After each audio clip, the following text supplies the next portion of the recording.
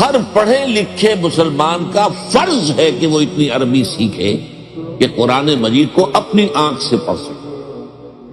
ترجمے سے پڑھنے میں وہ تاثیر نہیں ہوتی۔ آپ جو ہے ترجمے سے اگر پڑھیں گے تو گویا کہ آپ مترجم کی آنکھ سے پڑھ رہے ہیں۔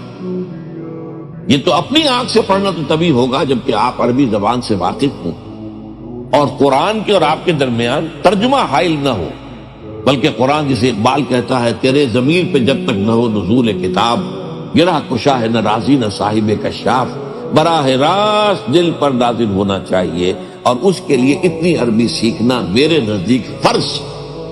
غور کیجئے، آپ نے ایم اے کیا ہے، بی اے کیا ہے، ایم بی اے کیا ہے اور تعلیم حاصل کی ہے، ڈاکٹری پڑھی ہے، انجینئرنگ، اور عربی اتنی نہ سیکھ سکے کہ قرآن مجید کو پڑھ سکے، کیا جواب دیں گے اللہ کے؟ اللہ تعالیٰ کے سامنے حاضری ہونی ہے۔